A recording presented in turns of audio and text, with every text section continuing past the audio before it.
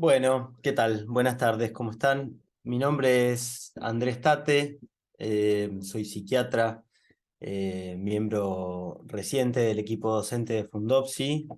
No quería dejar de manifestarles mi alegría de poder participar de este curso. Eh, Hace un tiempo vengo trabajando con profesionales del equipo docente de Fundopsi en diferentes trabajos y bueno, para mí es un honor formar parte del equipo. Y también con la ansiedad de ir después de dos monstruos como los que tuvieron la vez pasada, que fueron el doctor Hugo Pisa y la doctora Miriam Monzor, que son buenos referentes en la materia de la psicogeriatría. A mí hoy me toca un tema no menor, ¿no? Quizás un poco el paradigma de la salud mental, o por lo menos del paradigma de lo que socialmente muchas veces entendemos como locura. Y bueno, yo charlando con la gente de En Patagonia, que son los que están a cargo de la difusión y todo el soporte técnico para que podamos tener de todos estos medios y gozar de los recursos de tener el curso hoy. Les pedí que por favor dejaran los micrófonos a que ustedes puedan voluntariamente abrirlos y hacer consultas. Yo hoy voy a ser el único docente de esta tarde, así que creo que vamos a tener tiempo como para poder ir intercambiando dudas, comentarios. A mí también me gustaría escucharlos a ustedes, a ver a veces qué piensan sobre alguna de las temáticas. Y bueno, cualquier consulta, ustedes siéntanse libres de interrumpirme, no tengo problema. Después ya promediando un poco la charla veré cómo vengo de tiempo y si me quedan muchos temas por ahí sí les pido que guardemos las preguntas al final para poder darle los contenidos que tengo planeado para contarles hoy, ¿sí? Así que, bueno, sin más preámbulos, doy comienzo y empezamos. Les comparto la pantalla y les empiezo a mostrar un poco la presentación. Uy, tantas cosas. Esto. Bueno,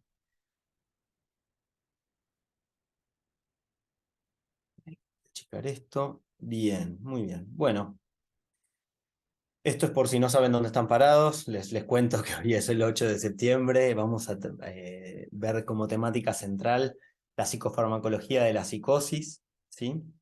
Este es un poco quién soy yo soy magíster en psicofarmacología de la Universidad de Favaloro, me formé en el Hospital Álvarez como residente y fui jefe de residentes en el Hospital Algerich. Bueno, deambulé por las guardias, ¿no? Como uno cuando recién termina la residencia y después un poco las opciones de trabajo me fueron llevando hacia trabajar particularmente con pacientes con trastornos mentales severos. Coordiné una residencia protegida, que es una de las 7 casas, que son residencias de rehabilitación en salud mental que tiene la ciudad de Buenos Aires. Una de ellas se llama Gorriti, que queda ahí en el barrio de Palermo de la ciudad de Buenos Aires, donde trabajaba particularmente estrategias de rehabilitación y de reinserción social, pongámosle, en todo lo que es supervisión de tratamiento farmacológico, gestión de recursos, etcétera. También trabajé muchos años en los consultorios externos de una institución que se llama Proyecto Suma, y actualmente trabajo para el Poder Judicial de la Ciudad de Buenos Aires, a un ministerio que forma parte del Poder Judicial de la Ciudad de Buenos Aires, que se llama Ministerio Público Tutelar, que es un área judicial que vela particularmente por los derechos de niños, niñas y adolescentes y personas con discapacidad.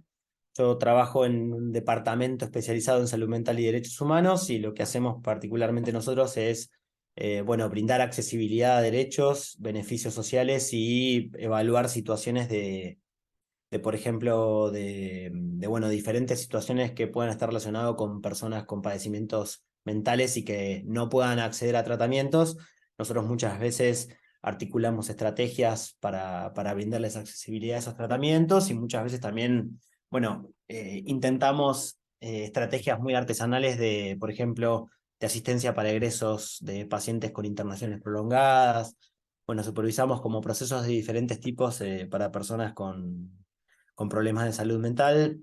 Hago un poco toda esta introducción para contarles que a partir de esto, bueno, mi interés por la temática de la psicosis, que es quizás uno de mis mayores clientes en estos últimos 10 años, Y de ahí el interés de también tomar la clase y poder compartir con ustedes algo de esta experiencia bueno, y brindarle algunos conceptos básicos de la psicofarmacología en la psicosis. Bien, como mostraba antes, esta presentación fue originalmente hecha por la doctora Victoria Bani, que creo que va a estar con ustedes en el módulo de ansiedad, junto con el doctor Roberto Bronstein, que la habíamos armado para otra clase del curso, para otro curso que hicimos, y bueno, la reactualizamos para poder darla en este. Bien, los objetivos del día de hoy, ¿sí? Es hablar un poco de la clínica de las psicosis, y particularmente de la esquizofrenia en la perspectiva de la psiquiatría, ¿sí? Y no del psicoanálisis, ya que son dos conceptos muy distintos, el de la psiquiatría y el del psicoanálisis, ¿sí? Pensar los diagnósticos diferenciales que podemos encontrar a la hora de realizar un diagnóstico de esquizofrenia o de otros trastornos psicóticos. Conocer, por ejemplo, particularmente cuestiones con respecto a la organicidad o de otros cuadros de tipo orgánico que puedan generar síntomas que habitualmente encontramos dentro de lo que sería el síndrome esquizofrénico, de los síntomas que habitualmente conocemos como síntomas psicóticos, ¿sí? Hablar un poco de unas descripciones hoy que lo cierto es que son hipótesis fisiopatológicas que explican el modelo de la esquizofrenia y de otros trastornos psicóticos, y hablar puntualmente de lo que nos compete hoy, que es de los fármacos, de la psicofarmacología de los trastornos psicóticos, y en particular de los antipsicóticos, ¿sí? Hablar de sus usos, sus indicaciones, los efectos adversos comunes y los más graves, y a su vez de las señales de alarma y una serie de conceptos muy importantes que entiendo bueno, que cualquier profesional de la salud, médicos de otras especialidades, cuando reciban pacientes de estas características, es muy importante que puedan contemplar a la hora de, bueno, entender el padecimiento de estos pacientes y a su vez, ¿cómo se llama? Poder obrar en consecuencia de lo que les va ocurriendo y de las medicaciones que van recibiendo, ¿sí? Bien, este dibujito grafica el concepto que un poco les adelantaba antes de lo que significa para muchos el concepto de psicosis. Muchos piensan bueno, nada, cuando hablamos de psicosis muy bien no podemos definir a qué se refiere, ¿no? Y es habitualmente, bueno, es un error habitual caer en un concepto erróneo de lo que quiere decir la psicosis, y muchas veces se utiliza hasta como sinónimo de locura o una forma de designar a algo que va por fuera de la normalidad, ¿no? Y en realidad la psicosis, no hay un cuadro, digamos, dentro del DSM-4 o del DSM-5, digamos, que diga trastorno de psicosis, sino que siempre hablamos de esquizofrenia o de otros trastornos relacionados con la esquizofrenia o trastornos psicóticos, ¿sí? Eh, por lo tanto, es muy importante poder, ¿no?, informar a la comunidad, y también de muchas veces de poder diferenciar lo que significa este término para el común denominador de la población y lo que significa para nosotros, ¿no? Siempre que vamos a hablar de psicosis, muchas veces se confunde bueno, como entrar en un estado de psicosis o esto te hace psicótico o demás, y muchas veces también puede ser utilizado como un término bastante estigmatizante, ¿sí? Otra cosa muy importante que nos parecía muy importante nombrar es que todos aquellos que utilicen antipsicóticos no significa que tengan un trastorno psicótico crónico o que por ello tengan una enfermedad esquizofrénica o algún otro tipo de trastorno psiquiátrico del índole de un trastorno crónico, como les nombraba anteriormente, sino que en muchos casos nosotros utilizamos los fármacos antipsicóticos en diferentes cuadros, pero que como común denominador presentan a grandes rasgos los dos síntomas troncales, digamos, de lo que comúnmente se denomina como síntomas psicóticos, que son delirios o alucinaciones, ¿no? Delirios como contenidos o relatos inverosímiles, en particular los más frecuentes que encontramos son de tipo paranoide, pero también puede haber, bueno, diferentes tipos. Tampoco me parece va el caso como explicar bien cada tipo de delirio, y las alucinaciones que pueden ser, bueno, que son habitualmente definidas como percepción sin objeto, ¿no? Que es distinto de las ilusiones. Las ilusiones son percepciones anómalas ante objetos o incluso muchas veces son como presunciones de diferentes objetos ante, por ejemplo, las sombras u otras situaciones del estilo. Sí, Perdón, una preguntita que estás hablando de alucinaciones. Eh, Cuando un paciente te habla de que tiene alucinaciones verbales, pero están dentro de su cabeza, son voces sí, que están dentro de su cabeza, ¿se consideran alucinaciones o sí, por impli- supuesto. Por supuesto, ah, son alucinaciones auditivas, digamos, y a veces aunque son, pueden estén, ser, aunque no las escuche de afuera, sí, porque a externas? veces son intrapsíquicas. Eso es lo que se denominan como alucinaciones intrapsíquicas. Ok, Eh, las alucinaciones pueden ser como ruidos externos, también pueden ser internos. De hecho, el fenómeno más habitual en la esquizofrenia son las voces que comentan actos.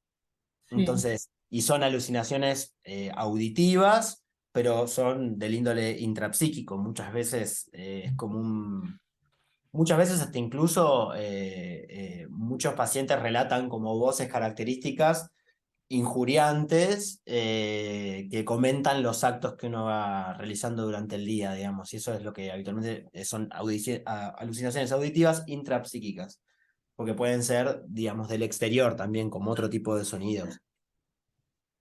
Generalmente las intrapsíquicas son más paradigmáticas de la esquizofrenia. Muchas veces los ruidos, como de llamados, pueden ser de otro tipo de patologías, no particularmente la esquizofrenia. También lo tiene la esquizofrenia, ¿eh? Pero digo, muchas veces como son relatadas por otras enfermedades que no necesariamente son trastornos psicóticos como síndrome. Por ejemplo, en las depresiones que tienen síntomas psicóticos aparece mucho como es frecuentemente referido el síntoma de como una voz que me llama de lejos, muchas veces aparece como la voz de la madre o la voz, siempre aparece como una voz más maternal o a veces que invitan hacia cosas, es como a veces eso parece más externo. Y Sí, eso. murmullos, y los murmullos que muchos dicen es como un murmullo, pero no identifica voces, no identifica No, ni qué le a dice. veces pueden ser más o menos sistematizado o más complejo o simple, digamos. Cuando son alucinaciones simples, a veces decimos que son como esto, como murmullos o ruidos indefinidos, y se Ajá, refieren como complejas cuando ya son voces más claras, que dicen sí. algo concreto. Pero hay veces que sí, puede ser que aparezcan, se clasifican así como simples o complejos a veces. Es como la división semiológica, pero sí, absolutamente, son todos alucinaciones. Digamos, cuando no hay objeto de ello, se considera, ¿sí? Hay veces que es más difícil considerar alucinación porque muchas veces ocurre, digo, lo que pasa es que hay gente que tiene contextos de ruidos en la casa bastante extraños, digamos, y puede pasar que uno se confunda. Lo mismo a veces con las ideas delirantes. Hay veces que uno tiene que ir a indagar precisamente a ver la realidad o veracidad o no de, esos, de ese relato. Eh, pero bueno, igual algo que me parece que lo más importante, uno de los conceptos más importantes que puedo transmitirles con respecto a la esquizofrenia es que en general, y como decíamos de la extensión del uso de los antipsicóticos, es que lo que define más un paciente con esquizofrenia no es un delirio o una alucinación, aunque ustedes piensen, aunque habitualmente solemos pensar lo contrario, sino más bien es la certeza con la que cree en ese delirio y condiciona la totalidad de sus actos, y a su vez un patrón como constante a lo largo de la vida de una serie de síntomas que tienen que más que ver con otro tipo de síntomas, como son los síntomas negativos, que por ahí habrán escuchado nombrar, como no, ahora vamos a entrar un poco en ese tema, que son los que un poco acompañan la totalidad de la enfermedad en diferentes momentos. Ahora, después voy a entrar en eso y les cuento. Eh, sí. ¿Alguien quiere preguntar algo? Yo quisiera preguntar sobre las Sí. alucinaciones hipnagógicas y hipnopómpicas, que Sí, son en realidad no son consideradas anormales. no. No, totalmente, pero bueno, hay veces que pueden ser muy disruptivas y a veces pueden producir insomnio porque la sensación que genera eso es muy difícil. No he visto, ni la verdad que en mi experiencia no he trabajado particularmente, como por ejemplo, no me justifican a mí la indicación de un antipsicótico, por ejemplo. No, Eh, claro. Quizás muchas veces tiene que ver con, o por ejemplo, sabes que son muy frecuentes en los pacientes con ansiedad, tienen este tipo de alucinaciones o las voces, o lo que comentaba de los episodios depresivos, también aparecen en los momentos en los que están en transición, aparecen estas alucinaciones, por ahí si no los escucharon, hipnagógicas e hipnapónticas, son cuando nos estamos quedando dormidos o cuando nos estamos despertando. Entonces aparecen como sonidos y demás. Pero muchas veces son factores que, por ejemplo, están muy vinculados al estrés. Personas que tienen trastorno de ansiedad experimentan un montón eso. Eh, pero bueno, tienen que ser leídas en el contexto de un cuadro clínico en general y una evolución con antecedentes. Eh, yo no recuerdo en este momento como que determinen, por ejemplo, una mayor predisposición a un desarrollo de psicosis. No hay nada descrito, por ejemplo, de eso. Eh, no sé si Ok, respondí tu pregunta, no sé una quién. pregunta, sí, una pregunta más sobre Sí, otro tipo de alucinaciones, las que se presentan durante el duelo, que son sí. ¿Cómo que son? muy vívidas, o sea, muy Sí, reales. La sí. presencia del ser amado al lado, en la cama o verlo en la calle. Eso también es una percepción sin objeto, pero tampoco se medica, ¿no? Eso, Depende del contexto. Hay veces que sí, en función de cuál es el ajá, grado de impacto en la funcionalidad de esa persona, ¿no? Porque es una persona que lo ve ajá, en todos lados y bueno, y capaz que si hay un ánimo depresivo con alta frecuencia en los duelos patológicos hay depresiones que pueden llegar a ser psicóticas. Entonces, ok, sí, capaz que amerita un uso de ok, un antipsicótico. Por eso muchas veces depende del grado de severidad con la que aparezca y el grado de impacto en la funcionalidad del ok, individuo, porque eso va a ser un ok. poco, o sea, y siempre teniendo en cuenta el riesgo-beneficio del uso de un antipsicótico con todos los efectos adversos que voy a nombrar Bien. en un rato. ¿Sí? Gracias. Eh, bueno, no, gracias a ustedes por las preguntas, me encantó. Eh, bueno, como les decía antes, y para un poco no sé si aclaro un poco, pero lo que hablamos, la bolsa de gatos, esto capaz que lo empeora, pero es un estudio que hizo Lieberman, que es Eduardo Leiderman, perdón, que es un psiquiatra que trabaja en el Hospital Alvear, muy piola y muy innovador en muchas de sus perspectivas. Eh, Hizo este estudio, en aquel momento estaba en el Instituto de Investigación que tiene la Universidad de Palermo con otro psiquiatra muy reconocido que se llama Gustavo Vázquez. Hice un estudio en el que pudieron encontrar síntomas relativos a la psicosis que no necesariamente tienen que ser ideas delirantes o alucinaciones, pero que en 1 de cada 5 individuos entrevistados en la calle habían experimentado algún tipo de síntoma que podría ser relacionado con un trastorno, con síntomas similares a la psicosis, que serían particularmente como algunas ideas delirantes o a veces son creencias sobrevaloradas que pueden ocurrir. Bien, como les nombraba anteriormente, no necesariamente un paciente con síntomas psicóticos tiene un trastorno psicótico, un trastorno psiquiátrico primario, ¿no? Es habitualmente encontrar alucinaciones visuales en personas que tengan tumores cerebrales, eso es muy frecuente. De hecho, es medio como un axioma en la psiquiatría cuando arrancamos en la residencia, es si vos ves un paciente que tiene alucinaciones visuales, mandalo a hacer una resonancia, porque eso es una papa hasta que se demuestre lo contrario. Eh, o también otra causa muy habitual de presentación de alucinaciones o de otro tipo de ideas delirantes, está muy descrito el síndrome de Capgras, que es el delirio del impostor, que es por el cual me reemplazan los integrantes de la familia, y de repente son todos unos impostores. Eso a veces es un síntoma, en algunos casos, precoz de la demencia tipo Alzheimer. Eh, También aparecen síntomas, bueno, aparecen muchas veces alucinaciones e ideas delirantes o desorganizaciones o excitación psicomotriz en pacientes con Parkinson que tengan, bueno, en estadios ulteriores de la demencia por Parkinson. También en episodios de intoxicación podemos encontrar alteraciones en los procesos de alteración del sensorio, aparecen sintomatología, a veces aparecen desorganizaciones conductuales, bueno, la descompensación diabética, saben, en episodios de hipoglucemias o a veces aparecen en las hiperglucemias. Siendo un poco autorreferencial, mi mamá es diabética tipo 1 y he tenido un par de situaciones así complicadas en las cuales más de uno capaz que podría haberle chantado, si no le hacían un hemoglucotest, capaz que le chantaban un haloperidol.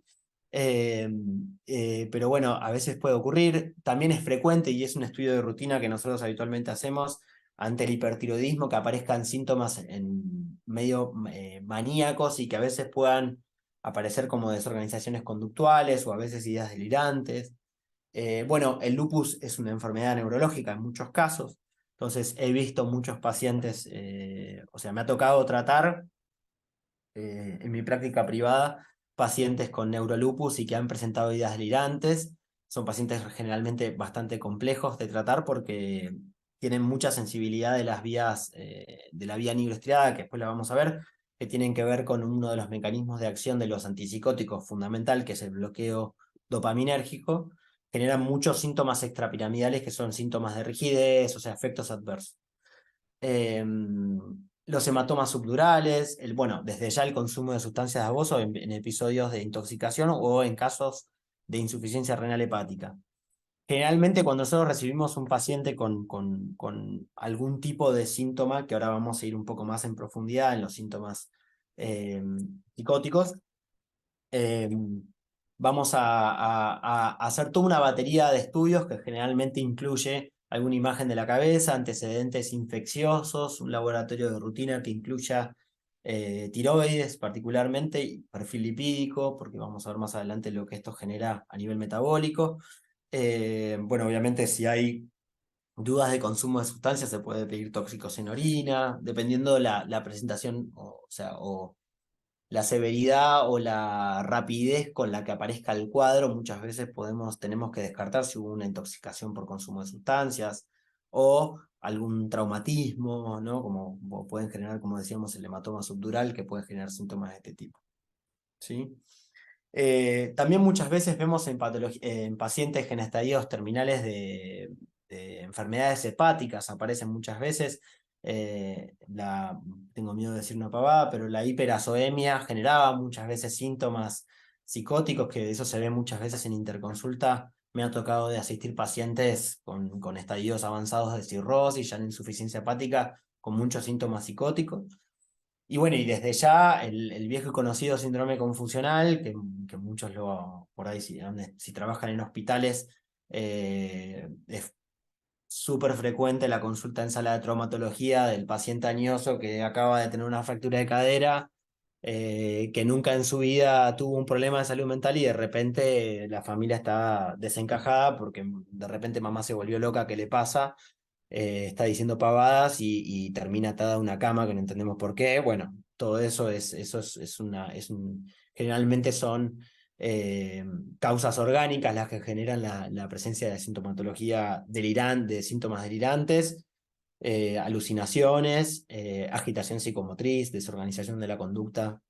Son muchas veces pasa eso y en pacientes mayores la vedette del síndrome confusional, que son las infecciones urinarias. ¿Sí?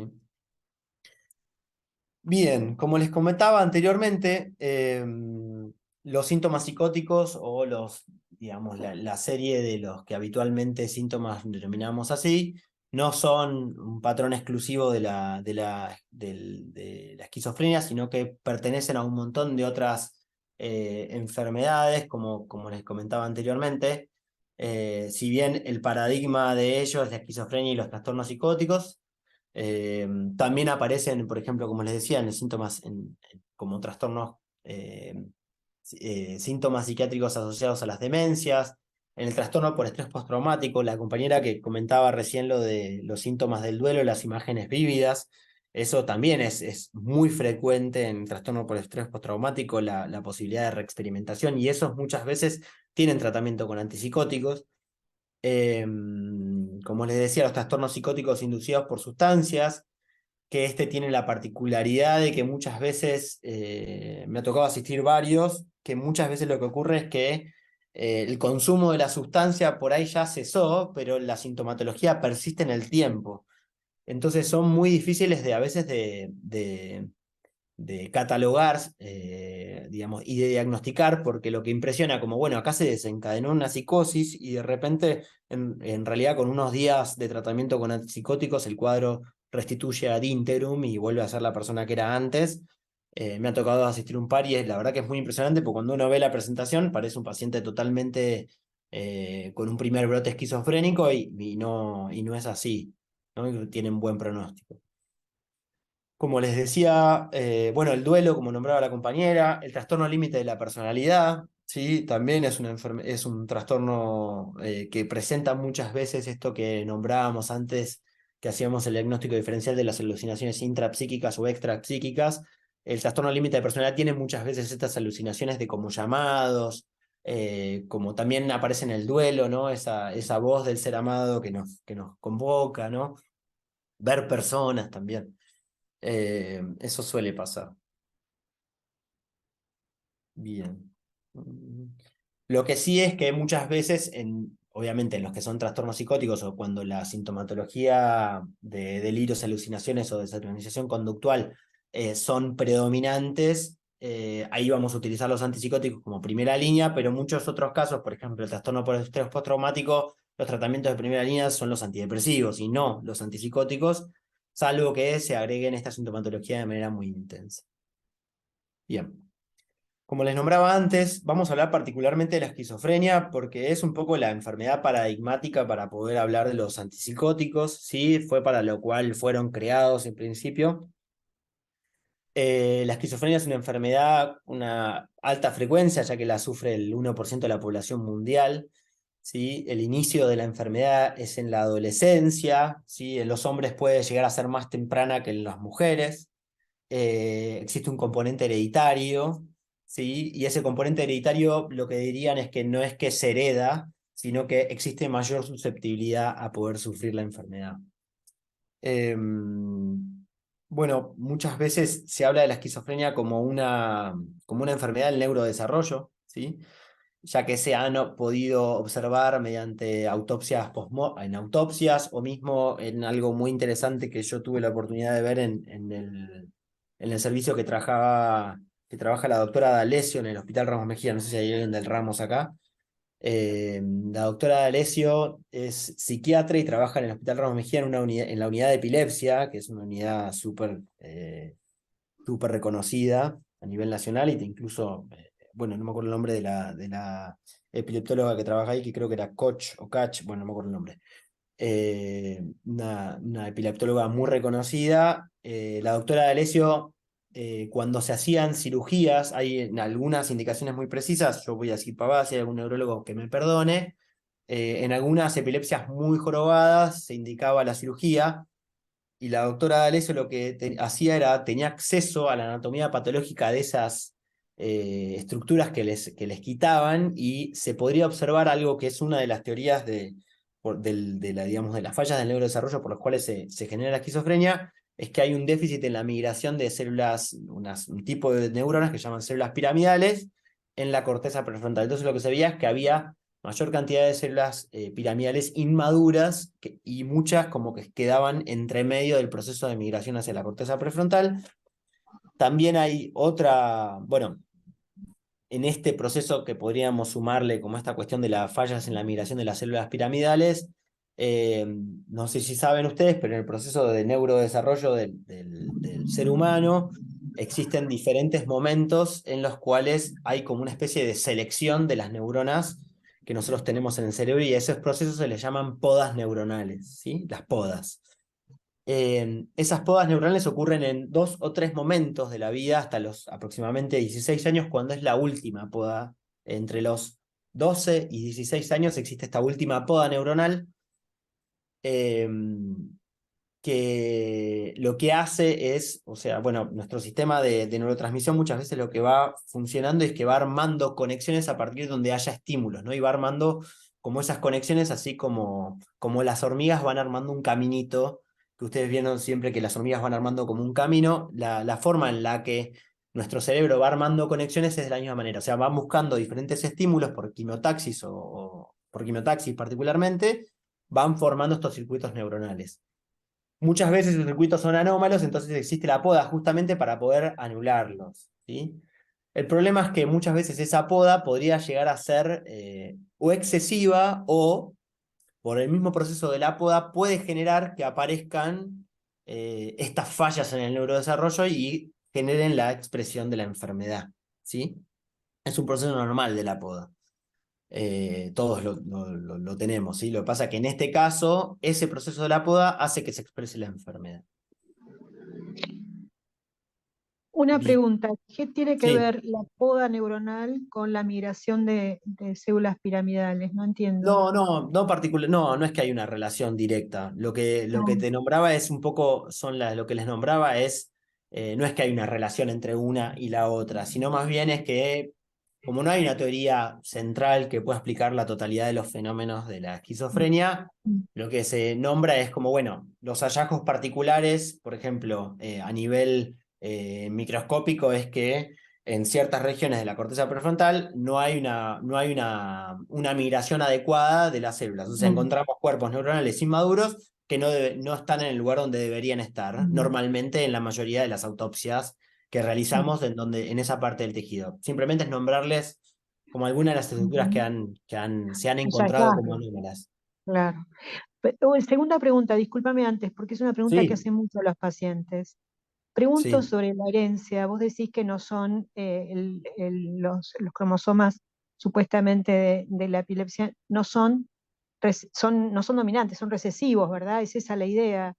¿Se Sí, pueden expresar o no es que no? no siguen un patrón mendeliano. No siguen un patrón mendeliano, o sea, pero es cierto que hay una mayor posibilidad si tenés de que los descendientes de pacientes con esquizofrenia puedan tener enfermedades. De hecho, igual en algunos casos, yo he llegado a ver como algunos referentes que nombraban que que existen mayores probabilidades que una persona con un trastorno bipolar tenga hijos con esquizofrenia que un esquizofrénico. Era algo que nombraba, bueno, ahora no me puedo acordar bien el nombre, pero bueno, yo creo que igual eso está más asociado a la frecuencia del diagnóstico de trastorno bipolar, más que con la asociación directa. No sé si me entendió este último concepto. Sí, Es que sí, creo que sí, tiene que sí, ver más con que se diagnostican más bipolares que esquizofrénicos. Entonces, sí, sí, por ahí va por eso. sí.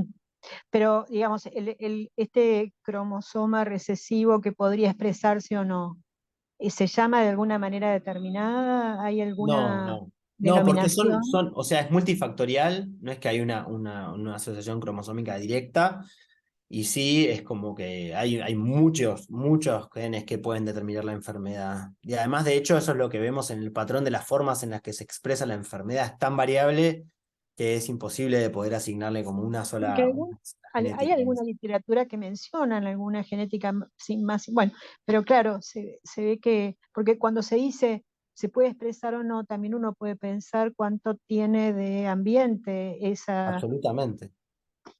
Sí. Bueno, Sí, gracias. sí. Sin dudas, sin dudas, sin dudas. Sí, por eso es que se dice que tiene una mayor frecuencia de aparición y no que está determinante por eso. Y de hecho, bueno, ahí lo que se llama hay muchas personas que se fueron categorizando como personas con alto riesgo de psicosis, que son sobre todo personas prepuberales o puberales, o Mm, sea, menos de 13 años, que mm, tienen algunos síntomas particulares de la esquizofrenia y que, sin embargo, mm, no desarrollan la enfermedad. ujú. Eh, por eso que también hay muchos condicionantes Sí, del ambiente que pueden llegar a sí, provocar la claro, aparición de la enfermedad o no. De hecho, también el consumo de sustancias. claro. Eh, Se ha visto una intensa asociación con el uso de marihuana, por ejemplo, particularmente, y no de otras sustancias, ¿sí? Sí, sí, sí, sí. Bien, como les Gracias. nombraba, el conglomerado de los síntomas que componen la enfermedad esquizofrénica están compuestos por como los que habitualmente nombramos como síntomas psicóticos, que son los síntomas positivos, que son las alucinaciones, los delirios, es decir, la desorganización conductual y del pensamiento. Pero también existen un montón de otros conglomerados de síntomas que los que particularmente me interesa nombrarles son los síntomas negativos, que son para mí los patognomónicos de la enfermedad, que son las fallas en la voluntad, el aplanamiento afectivo, que es la incapacidad de poder expresar emociones o emotividad o reaccionar ante diferentes situaciones que podrían generar reacciones emocionales, el aislamiento social, las dificultades para poder experimentar el placer también. Son todos síntomas muy particulares que en general son los que más atraviesan la vida del paciente con esquizofrenia, ya que los síntomas positivos en general evolucionan en la mayoría de los casos como a nivel de brotes. O sea, son episodios de la evolución en los que hay esta sintomatología, pero lo que más aqueja en general la vida de los pacientes es esto, son los síntomas negativos. Al principio, bueno, hasta hace muy poco tiempo lo que se nombraba era como este conglomerado de 3 grupos sintomáticos: síntomas positivos, trastornos cognitivos y síntomas negativos. Los trastornos cognitivos hacen referencia más que nada por ejemplo, las fallas en la memoria de trabajo, o sea, la capacidad de poder retener objetos para utilizarlos para, digamos, elaborar conceptos en lo concreto. Por ejemplo, para elaborar un acto o un plan motor, retengo información concreta por poco tiempo para realizar algo. No es que yo después me acuerdo de esto, sino que lo utilizo para generar una acción. Las fallas en la planificación, a veces también las expansiones de sentido verbal, o sea, las posibilidades que tienen, por ejemplo, para asignarle contenidos o significados a palabras más allá de lo que concretamente significa esa palabra. Bueno. Y después otra cosa muy importante es que se empiezan a incorporar como síntomas los depresivos ansiosos. Se ve que hay una comorbilidad con trastornos depresivos o síntomas depresivos en las pacientes con esquizofrenia, incluso más alto de lo que significa la estadística de lo que es la prevalencia de tener síndromes depresivos en personas que tengan enfermedades crónicas. Vieron que cualquier persona que tiene una enfermedad crónica tiene mayor riesgo, bueno, tienen por qué saberlo, tienen mayor riesgo de experimentar un trastorno depresivo, lo mismo que, bueno, para el dolor, etc. Hay un nivel de comorbilidad importantísimo que hasta incluso llega hasta como un 80% de los pacientes con esquizofrenia pueden experimentar un trastorno depresivo o un trastorno de ansiedad comórbido. Entonces ya los empiezan a incorporar como que directamente podrían no ser comorbilidades, sino también estar dentro de los síntomas de la enfermedad.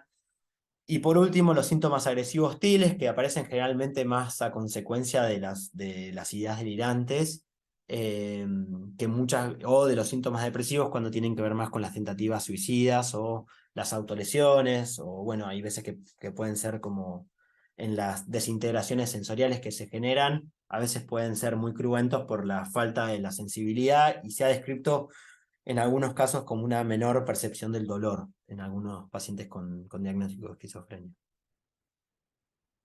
Bien, como les nombraba antes, de la importancia de los síntomas en la esquizofrenia, en rojo, perdón que está en inglés, pero para nombrarles un poco, en rojo lo que trato de mostrar, a ver, perdón, no, perdón, sí, en rojo hace como una línea temporal entre la línea de abajo, como ven, que son los años, y en la línea, digamos, de las abscisas, ¿no? Abscisas es, y ordenadas, o al revés. No, ordenadas es el X, y el X es el de abajo, no me acuerdo bien siempre eso.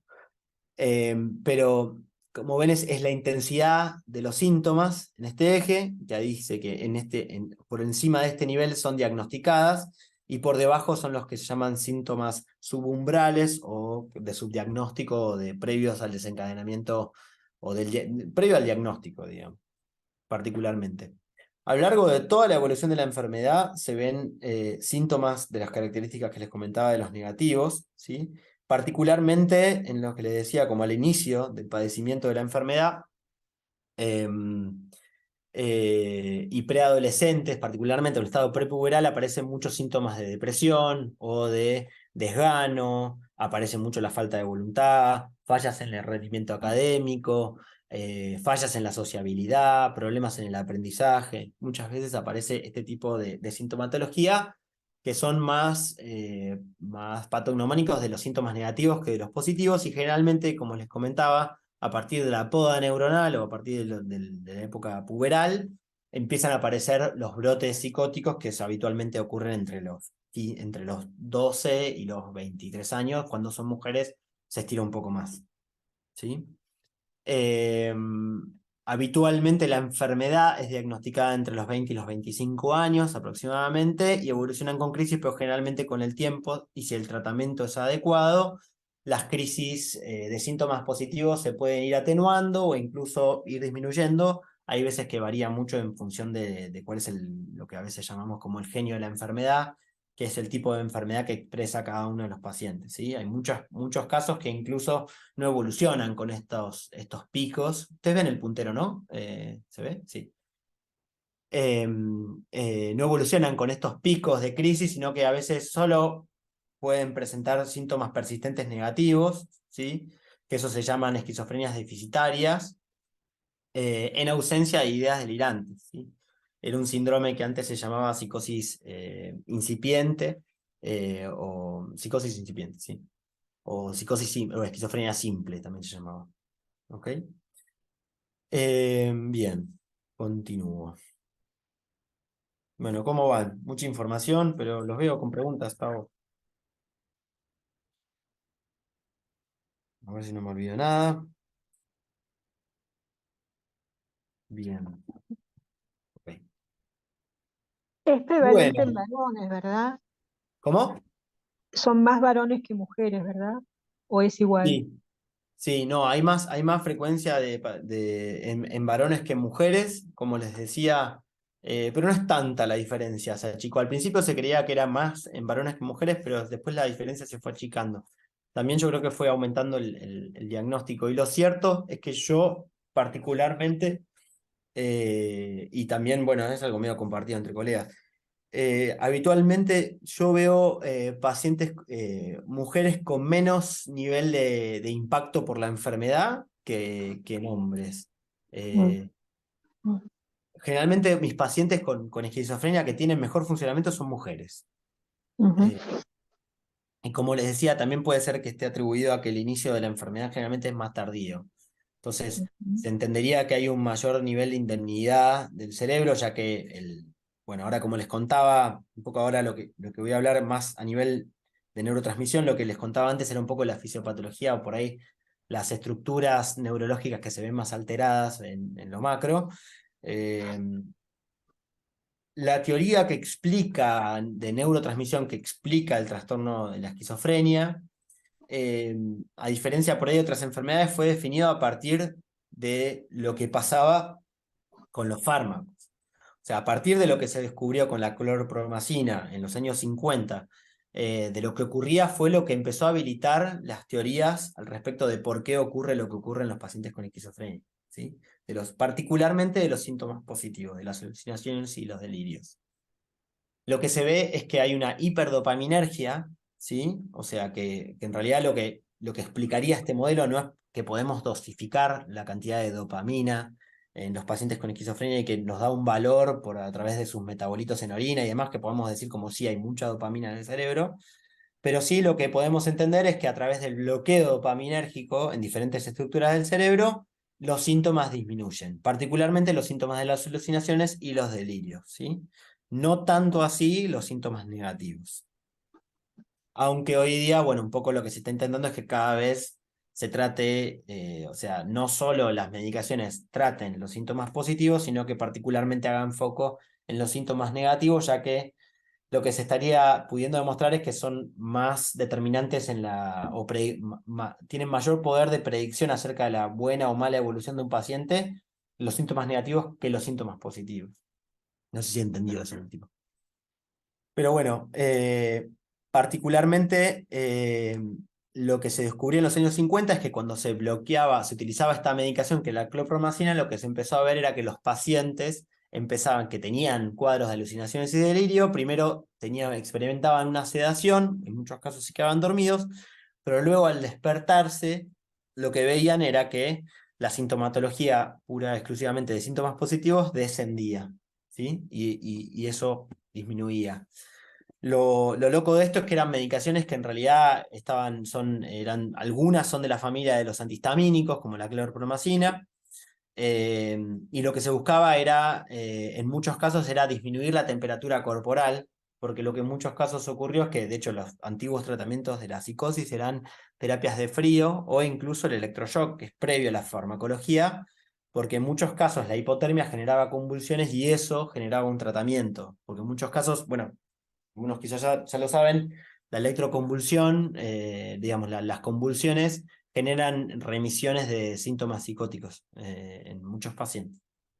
Bueno, en la mayoría de los pacientes. Lo que pasa es que no es una metodología, es una metodología cruenta y que no amerita el riesgo de ese tipo de tratamiento. Lo que quería nombrar es que lo que se pudo observar es que existen 4 vías principales que utilizan la dopamina como neurotransmisor. La primera es la vía nigroestriada, que surge de los ganglios de la sustancia nigra hacia los ganglios de la base. Esta vía es la que particularmente se ve afectada en los pacientes que tienen Parkinson, ¿sí? Y esta vía es la que va a dar origen, cuando existe un bloqueo dopaminérgico muy elevado, a los síntomas extrapiramidales, que son un poco los síntomas más preponderantes en la farmacología, digamos, de los antipsicóticos que denominamos típicos. Después entramos en ese tema, pero para que ya los vayan incorporando, de los antipsicóticos típicos. Después tenemos 2 vías, una mesolímbica que surgen del área tegmental ventral. La vía mesolímbica llega hasta el núcleo accumbens y también a la corteza límbica, y por otro lado la vía mesocortical, que va del área tegmental ventral hacia la corteza prefrontal. Este es el lóbulo frontal, y la corteza límbica es esto que está acá, en esta parte de acá, por encima del cuerpo calloso. Tanto la vía mesolímbica como la vía mesocortical tienen una alta asociación, o sea que el efecto que se genera mediante el bloqueo dopaminérgico en estas 2 vías sería la que estaría directamente relacionada con la disminución de los síntomas de alucinaciones y delirios. No sería como el bloqueo dopaminérgico tan beneficioso para los síntomas negativos en estas áreas, ¿sí? Y por último, la vía tubero-infundibular, que es la vía hipotálamo-hipofisaria, ¿sí? Hipotálamo-hipofisaria, que es la vía que cuando se bloquea, lo que genera en nuestros pacientes con esquizofrenia, cuando hay mucho bloqueo dopaminérgico, lo que genera acá es una hiperprolactinemia. Y eso genera bastantes trastornos, de entre ellos, uno de ellos es el aumento de peso, aumento de riesgo de osteoporosis y otro tipo de trastornos endocrinológicos, que son re importantes a tener en cuenta cuando hacemos tratamientos con antipsicóticos, porque aumentan la mortalidad mediante por ejemplo, si tenemos pacientes con mucho aumento de peso, les aumenta muchísimo el riesgo de mortalidad. A veces, bueno, como siempre decimos, nuestros pacientes no se mueren por locos, se mueren porque están gordos y tienen enfermedades cardiovasculares. Bien, perfecto. A ver si me olvido algo. Bueno, obviamente la teoría dopaminérgica es una teoría que da respuesta parcial a la fisiopatología, y más bien hablamos de que es una enfermedad que tiene múltiples interacciones, o sea, hay implicancia de múltiples neurotransmisores, entre ellos la serotonina, el glutamato y la acetilcolina. El glutamato está cobrando cada vez más importancia, ya que, por ejemplo, la hiperglutamatergia, que a veces es citotóxica, o sea, puede generar muerte celular programada, está, por ejemplo, relacionada con algunos estimulantes como la psilocibina, etcétera, y esos producen síntomas. Entonces muchas veces también hay teorías acerca de la hiperglutamatergia en diferentes áreas del cerebro. Y también la serotonina estaría muy relacionada con respecto a los síntomas negativos, o sea, si ya pasó la clase de depresión y ansiedad, ¿no? No pasó, ¿no? ¿Todavía? Me parece que no. Pero bueno, particularmente la serotonina la van a ver particularmente en depresión y ansiedad, pero van a ver que los síntomas son muy similares a los que describí para los síntomas negativos, o sea, la hipoglucemia, la falta de voluntad, la falta de iniciativa, la falta de posibilidades de experimentar placer. Bueno, son todas cosas que están muy relacionadas particularmente con la serotonina. Bueno, ¿qué son los antipsicóticos? ¿Sí? Los antipsicóticos, como les decía, la clorpromazina era un derivado antihistamínico, o sea que vienen de otra familia, pero particularmente los antipsicóticos, en lo que se van a compartir todos, es que bloquean en mayor o en menor medida, con diferentes características, los receptores dopaminérgicos, ¿sí? Particularmente los receptores D2 en diferentes estructuras del cerebro, ¿sí? Muchas veces, bueno, previamente eran conocidos como los tranquilizantes o los neurolépticos, ¿sí? Hoy en día, llamarlos neurolépticos es hacer referencia a un al famoso síndrome neuroléptico, que en realidad es más un efecto adverso que un beneficio, sino que antes con la colpromacina, como les contaba previamente, esto que pasaba, que se los sedaba, les daba sueño, o sea, les daba sueño, los enlentecía, les generaba esta tranquilidad emocional y les generaba indiferencia afectiva. Hoy en día ya eso es reconocido como un efecto adverso y no como algo beneficioso para el paciente, porque digamos, la indiferencia afectiva por ahí sirve al principio cuando hay un paciente muy agitado, pero lo cierto es que después para poder volver a su vida en sociedad, tener indiferencia afectiva es muy perjudicial para el individuo. Bien.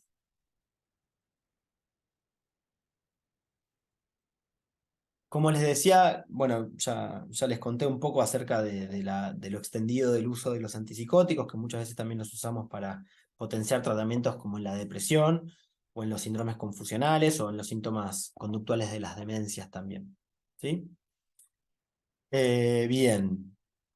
Entrando un poco en las clasificaciones de los antipsicóticos, bueno, hay una clasificación general que los divide, o la más extendida, eh, que los divide en dos, ¿no? Que son los antipsicóticos típicos o de primera generación y los antipsicóticos atípicos o de segunda generación. Eh, Hoy en día, a la luz de estudios prospectivos a gran escala, como son el CAT, algunos estudios que se los nombro que son súper importantes e interesantes para chusmear, que son el CATIE y el SOHO, SOHO, son estudios prospectivos a muy largo plazo, digo, que estudian cohortes enormes de pacientes, pudieron determinar un montón de cuestiones al respecto del tratamiento prolongado con antipsicóticos, y por ello me animaría, bueno, no es que yo me animaría a decirle, ellos concluyen que no es que hay uno mejor que el otro, no es que los típicos, por ser más viejos, tienen peor resultado o peor eficacia para tratar los síntomas psicóticos que los atípicos, ¿sí? Eh, Sino que los típicos tienen un perfil de efectos adversos distintos al de los atípicos o de segunda generación, ¿sí? Algunos de los típicos de primera generación que son los que más utilizamos hoy día, les nombraría el haloperidol, que se lo habrán escuchado seguro, o Alopidol es la marca comercial. Después, estos que denominamos como de baja potencia son aquellos que tienen un perfil de acción mucho más sedativo que antipsicótico, o que para generar una remisión de los síntomas alucinatorios y delirantes, requieren de mucha mayor dosis, pero que son particularmente sedativos y generalmente los usamos para el insomnio o para tratamiento de insomnio en la psicosis, que son la clozapina, la levomepromacina y la prometacina. Son habitualmente utilizados sobre todo en pacientes excitados. Pero de ellos, particularmente el haloperidol creo que es el paradigmático. Eh, y, eh, y bueno, y de los sedativos, o que habitualmente denominamos como de baja potencia o más sedativos, son la clozapina, la prometacina y la levomepromacina. Y de los atípicos, encontrarán los que están más habitualmente utilizados y que son, de hecho, los que utilizamos son de primera elección. ¿Por qué son de primera elección? Porque, como les nombraba antes, o sea, el efecto que es sí extendido para todos los tipos de antipsicóticos es el bloqueo dopaminérgico. Lo que se empezó a ver es que los antipsicóticos típicos lo que en mayor frecuencia generaban como efectos adversos es, por un lado, esto que les nombraba del efecto neuroléptico, esto de la sedación, el lentecimiento psicomotor, y por otro lado es que empezaron a aparecer todos los que son los síntomas extrapiramidales que les nombraba, que están más que nada asociados a la vía de la nigroestriada, ¿sí? Cuando hay una ocupación de los receptores de mayor del 75% aproximadamente, existe un 75% de bloqueo dopaminérgico, empiezan a aparecer síntomas extrapiramidales, que son los que les nombro a continuación, que son los más frecuentes y que aparecen al inicio del tratamiento con un típico, son las distonías, que son contracturas agudas, particularmente de diferentes músculos esqueléticos. Los más comunes son, por ejemplo, la contractura del cuello, los blefaroespasmos, a veces aparecen como opistótonos, otro tipo de contracturas severas que a veces pueden incluir miembros inferiores o miembros superiores. que son muy, muy molestas y hasta incluso en algunos casos pueden ser muy riesgosas cuando son distonías, por ejemplo, laringias. Pueden haber incluso distonías laringias, que el tratamiento en general es utilizar anticolinérgicos como el biperieno en forma aguda, que se pueden dar inyectables, o benzodiazepinas, y eso habitualmente ceden, ¿sí? Por eso siempre se recomienda utilización con pequeñas dosis, sobre todo de los que son típicos, que son los que les nombraba anteriormente, ¿sí? El haloperidol, particularmente, que es el más utilizado. Pero bueno, como les nombraba a continuación, los antipsicóticos típicos, que son algunos que surgen después, temporalmente, no todos, porque la clozapina, que es les diría como la droga patrón de los antipsicóticos atípicos, eh, eh, bueno, como les decía, fueron surgiendo después. Digo, la clozapina surgió, la clorpromazina en el 51, la clozapina surgió en el 60, en los 60, creo que no, si no me equivoco el 58 o el 60, o sea que no fue tanto tiempo después, y de hecho me animaría a decir que es una de las medicaciones con mayor eficacia para el tratamiento de la psicosis, y que además tiene un nivel de efectos adversos, o sea, muy bajo nivel de síntomas extrapiramidales, pero que no podemos utilizar de primera línea porque tiene un efecto adverso, aunque infrecuente, muy grave, que es la agranulocitosis, ¿sí? Eso es importantísimo de saber. Es un fármaco excelente, pero que solo podemos utilizarlo en casos de esquizofrenias resistentes o que no hayan evolucionado adecuadamente con dos antipsicóticos distintos. O sea, utilizamos dos antipsicóticos distintos cuando no hay buena respuesta o respuestas parciales. Ahí recién podemos usar la clozapina porque tiene este efecto adverso grave de la agranulocitosis, pero como les decía, es un fármaco excelente. Bien.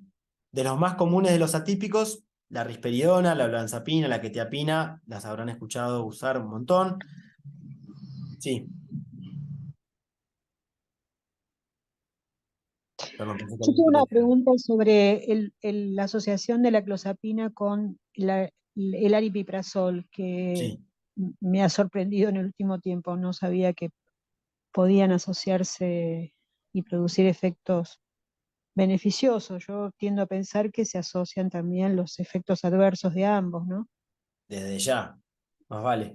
Sí, a veces, o sea, también es que ya cuando se entra dentro de lo que se llama la esquizofrenia resistente, que es la que les decía que en general Sí. está definida como, digamos, cuando tienen respuesta incompleta o parcial o falta de respuesta a dos antipsicóticos distintos, muchas veces es como, bueno, llegamos a la clozapina y después ¿qué? Hay muchos pacientes que aún con el uso, o sea, hasta un 25% de los pacientes con esquizofrenia no responden a la primera o segunda línea de tratamiento, ¿sí? Que son las denominadas esquizofrenias resistentes. Ujú. Entonces, muchas veces también aparece, por ejemplo, que con la clozapina se logra una remisión de los síntomas positivos, pero por ejemplo aparece un montón de síntomas negativos. Mm. Entonces ahí es cuando se empieza a poner más complicada la cuestión y muchas veces se empiezan a potenciar con otro tipo de fármacos, entre ellos el aripiprazol. Pero lo cierto es que hay que ver en cada caso y por qué, ¿no? Hay veces que Ujú. también, por ejemplo, la clozapina genera muchísima sedación. Entonces, uno intenta coadyuvar con otros antipsicóticos que tengan un efecto como beneficioso para el paciente, pero que no le genere tanta sedación. Entonces, por eso hay veces que vemos combinaciones raras, ¿no? Como dos antipsicóticos típicos o atípicos o incluso antipsicóticos como para esquizofrenia resistente con antipsicóticos atípicos que serían de primera línea. Bueno, Mm. Ok, sí. gracias. ¿Sí?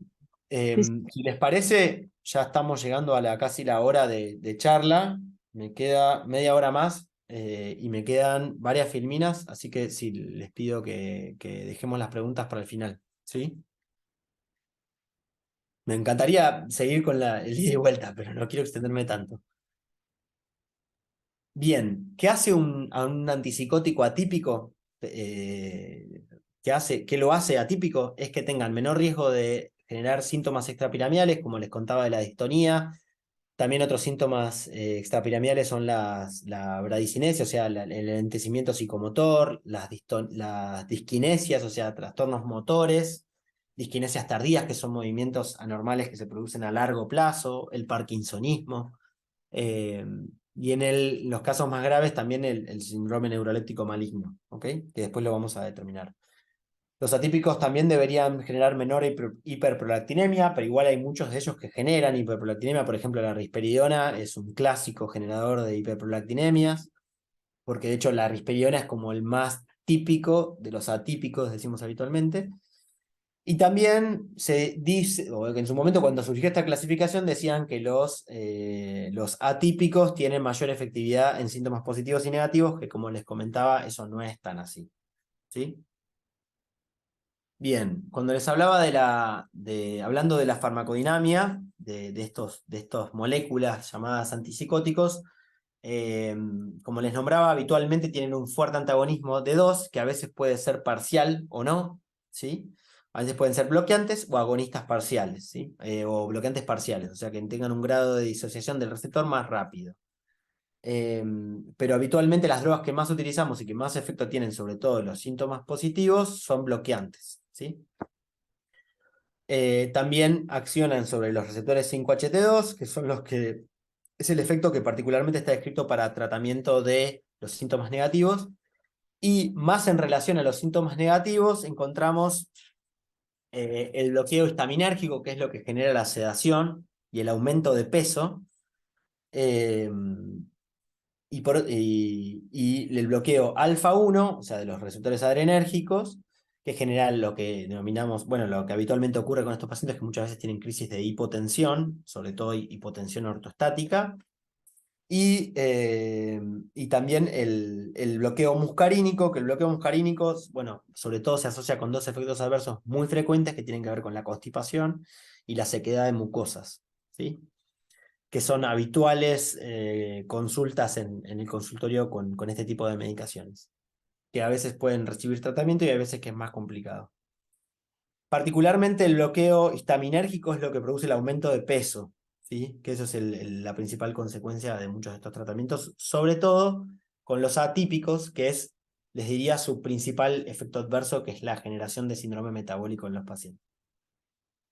Bien, hablando del ADME, como le decíamos, de su absorción, metabolismo, distribución y excreción, son sustancias altamente liposolubles y que tienen una vida media prolongada, por lo tanto, genera dos efectos complicados que son, uno, la luna de miel, le decimos, cuando un paciente discontinúa la medicación y tarda varias semanas hasta que de repente vuelve a presentar síntomas, entonces puede generar esa falsa expectativa de que el paciente se curó y es un problema. Y por otro lado, es que los efectos adversos, una vez que retiramos la medicación, tardan en irse. Entonces, por eso es muy importante, cada vez que se indican estas medicaciones, o sea, tomarse el tiempo para que generen el efecto adecuado. Se habla habitualmente de un inicio de dosis bajas, de un 50% de la dosis efectiva, y de una latencia de espera de respuesta en la práctica habitual lo hacemos en 2 semanas, pero incluso está descrita hasta en 6 semanas. Pasa que hay veces que obviamente nos valemos de ese efecto neuroleptizante o neuroléptico para tranquilizar a un paciente cuando tiene sobre todo síntomas de agitación o alucinaciones muy injuriantes, o voces o sea, voces de comando, suicidas. Entonces ese tipo de acciones hay que actuar rápidamente y muchas veces se utilizan dosis más altas para poder sedar bueno, y asistir al paciente en esas crisis, ¿sí? Bien, el metabolismo de todas de ellas es hepático, ¿sí? Entonces es importante contemplar el metabolismo a través del citocromo P450, ya que algunos pueden aumentar, sobre todo, por ejemplo, el topiramato, la carbamazepina, que son drogas que utilizamos habitualmente, pueden acelerar el metabolismo de los antipsicóticos, por eso hay que a veces monitorear los efectos y a veces ajustar las dosis en ese tipo de pacientes. Bien. Los antipsicóticos, como les nombraba, también esta cuestión de la vida media, que generalmente es larga, son de 2 días aproximadamente, se pueden utilizar en una dosis, ¿sí? Y generalmente cuando aparecen indicados en más de una dosis tienen que ver más asociados a un efecto sedativo que a un efecto antipsicótico per se. O sea, no es tanto el efecto, o sea, estamos buscando más beneficios de un efecto adverso que un efecto en sí mismo del fármaco, ¿sí? Bien, como les decía, tanto el inicio de acción como la desaparición del efecto no son inmediatos, ¿sí? Y para nombrarles un poco cómo funciona un poco el tratamiento se divide en 3 etapas, les diría. Podríamos decir en fase aguda, una fase bueno, sí, en 2, en fase aguda y en fase crónica, digamos, en fase crónica o de mantenimiento, podríamos decir. En la fase aguda generalmente lo más preponderante y lo que más urge es el tratamiento de los síntomas positivos. Cuando generalmente accedemos a tratar a un paciente de estas características es porque tengan una presentación más frondosa, como son los clásicos primeros episodios, que aparecen mucha sintomatología de agitación psicomotriz, desorganización conductual, o conductas que no tienen sentido, ¿no? Conductas afinalísticas o alimentaciones bizarras, fugas, etc. Y el principal objetivo del tratamiento es el control de los síntomas positivos, porque son los más disruptivos. Y generalmente se utilizan, como les decía, con el plazo de 2 semanas se puede ir ajustando esa dosis, siempre esperando porque muchas veces si nosotros nos apresuramos a dar una dosis alta de los medicamentos, generalmente lo que vamos a encontrar es más síntomas negativos, más efectos adversos que efectos beneficiosos, y eso va a va a generar mucho riesgo de fallas en la adherencia. O sea, el paciente va a decir, ¿para qué me das esto? Lo dejo de tomar si me hace sentir peor. Estaba mejor antes que como estoy ahora. Por eso es importante tomarse con calma y tener la paciencia de poder ir llevando un tratamiento. Muchas veces dicen que es muy importante, por ejemplo, coadyuvar con otras medicaciones, como por ejemplo como benzodiazepinas, para el tratamiento de la agitación, para que no sea tan fuerte el inicio del tratamiento con antipsicóticos, con todos los efectos adversos que puede generar, utilizar medicaciones mejor toleradas como las benzodiazepinas, como el clonazepam, lorazepam, para coadyuvar los tratamientos y darle un tiempo a que ese medicamento, a que los antipsicóticos puedan hacer su efecto propio, ¿sí? Bien. Como les decía, siempre es importante tener en cuenta cuáles son los objetivos del tratamiento, los tiempos de espera. Como les decía, la dosificación cada 2 semanas de ir aumentando en el caso de falta de respuesta y tener en cuenta los tiempos de tratamiento, que son prolongados. ¿Okay? Generalmente se utilizan drogas más incisivas o que tengan un efecto más hacia los efectos hacia la disminución de los síntomas positivos al inicio del tratamiento. Y que en la fase crónica o que ya se ha pasado el momento agudo, uno intenta buscar lo que nosotros denominamos la mínima dosis efectiva, que en general va a estar más asociada con un mayor grado de tolerabilidad por el paciente, menor nivel de efectos adversos, y que generalmente una vez que se logra como una dosis que le generó la estabilidad al paciente, o sea, que le generó la remisión de los síntomas, o por lo menos que los controló, esa dosis se mantiene por aproximadamente 1 año, y a partir de ese año, luego de ese año, se puede empezar a buscar la menor dosis terapéutica. Eso es en el caso de que sea un paciente que tuvo su primer brote esquizofrénico. En cambio, si un paciente tuvo 2 o más episodios, se dice que por lo menos de la dosis que se probó efectiva para controlar los síntomas, debe ser sostenida en el tiempo por lo menos 5 años hasta empezar a disminuirla. ¿Sí? Bueno, un poco en este caso es cada maestro con su librito. Yo creo que no es necesario esperar a veces tanto tiempo porque por sobre todas las cosas son medicaciones que generan muchos efectos adversos, entonces es importante poder lograr un grado de tolerabilidad que aumente las posibilidades de adherencia al tratamiento, ¿sí? Y además es muy difícil manejar dosis muy altas de antipsicóticos porque yo creo que son contraproducentes para la posibilidad de un alta de un paciente, ¿sí? Eh, por el impacto que generan, por el grado de dependencia que generan en el núcleo familiar, no son fáciles. Como les decía, en la fase crónica en general, el mayor objetivo de tratamiento son los síntomas negativos y que es importante saber que no es la única forma de tratarlos, el tratamiento farmacológico, sino que en muchos casos tiene más evidencia utilizar otro tipo de tratamientos como psicoterapias, por ejemplo, la accesibilidad de derechos, los tratamientos de rehabilitación, el acceso a terapia ocupacional, acompañamientos terapéuticos, a veces es mucho más beneficioso que coadyuvar medicaciones en este tipo de pacientes. Bien, ya les adelanté un poco acerca de la esquizofrenia refractaria, ¿sí? Y esto era para comentarles particularmente que muchas veces, bueno, como les decía, hay un 25% de los pacientes que no responden a los antipsicóticos y que en muchos casos de ellos requieren, o sea, se les suele indicar clozapina. Es importante saber que en algunos casos, como comentaba la compañera, que ha encontrado un paciente que estaba recibiendo clozapina y aripiprazol. Hay veces que ya incluso a cuadros de clozapina, que pacientes con clozapina no funcionan adecuadamente o incluso no logran una remisión adecuada de los síntomas y muchas veces ahí se potencian. Y en algunos casos hasta incluso está indicado, bueno, sobre todo en casos de pacientes que tienen mucha sintomatología positiva y que no remite aún con tratamientos con clozapina, se puede llegar a indicar terapia electroconvulsiva, ¿sí?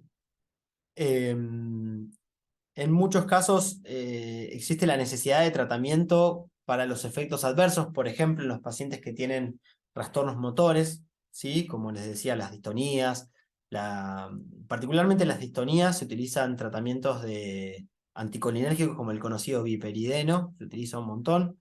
El tema es que el viperideno no puede ser utilizado por mucho tiempo porque generaría como un efecto de que va cediendo su respuesta, como una suerte de tolerancia, ¿sí? Entonces, lo más recomendable es bajar la dosis o cambiar de fármaco si aparece con frecuencia, sobre todo los síntomas motores. Bien, hablando de los efectos adversos, bueno, esto es fundamental, como les decía, la sedación es un aspecto muy, muy dificultoso o sea, a nivel de los efectos adversos neurológicos. La sedación es un efecto adverso que genera muchísimas complicaciones en la resociabilidad de los individuos, por lo cual es importante que la medicación generalmente sea administrada en una sola toma y nocturna en lo posible. En la mayoría de los casos, algunos medicamentos como el aripiprazol, el brexpiprazol, son medicaciones que tienen menor grado de sedación, por lo cual pueden ser indicados por la mañana, por ejemplo, y que además a veces generan más cuadros de inquietud, que es otro síntoma extrapiramidal, motor, que les decía, que hay un síntoma muy frecuentemente nombrado, que son las acaticias, que son una sensación subjetiva de inquietud o de necesidad de moverse constantemente, que en algunos medicamentos es más frecuente cuando son más típicos, como el haloperidol, o de los atípicos, los que son más típicos, perdón por el trabalenguas, como la risperidona, generan con más probabilidad los síntomas de acaticia, ¿sí? Que es esta inquietud autopercibida y que a veces también genera mucha inquietud psicomotriz objetivable en los pacientes. Por otro lado, también aparecen en muchos casos los efectos adversos de disminución del umbral convulsivo. Se ve sobre todo en la clozapina. En la clozapina, cuando llegan a dosis, si mal no recuerdo, mayores a 600 miligramos por día, se indica por protocolo un antiepiléptico, ¿sí? Habitualmente se les hace un electroencefalograma para ver si hay actividad, digamos, de ondas epilépticas, o si no, en muchos casos se incluye ya un tratamiento con algún estabilizador del ánimo, perdón, un antiepiléptico como la lamotrigina o el Valcote, que son los más frecuentemente utilizados. Y en otras medicaciones también pueden producir descenso del umbral convulsivo. Recuerdo casos con olanzapina y también con quetiapina. La aparición de cefaleas, las cefaleas con múltiples orígenes, tanto pueden ser por los episodios de hipotensión o mismo por los síndromes extrapiramidales y las contracturas cervicales, pueden producir dolores de cabeza. Como les decía, los síntomas extrapiramidales, que incluyen las distonías, el parkinsonismo, que aparece en los movimientos de marcha a pequeños pasos, el cuentamonedas, los temblores distales, eso aparece un montón en los pacientes sobre todo con antipsicóticos típicos, la acaticia que ya les nombré, y un síndrome que si bien es poco frecuente, pero es muy grave, es el síndrome neuroléptico maligno, que en general aparece al inicio del tratamiento de los pacientes que reciben sobre todo antipsicóticos típicos, como el haloperidol, que la asociación generalmente es con el haloperidol porque es el fármaco que habitualmente se utiliza en urgencia, inyectable. Entonces, muchas veces, y sobre todo está más asociado a pacientes jóvenes y varones. Algunas características importantes para contarles del síndrome neuroléptico maligno es que genera un cuadro de diaforesis, de hipertermia, de leucocitosis, ¿sí?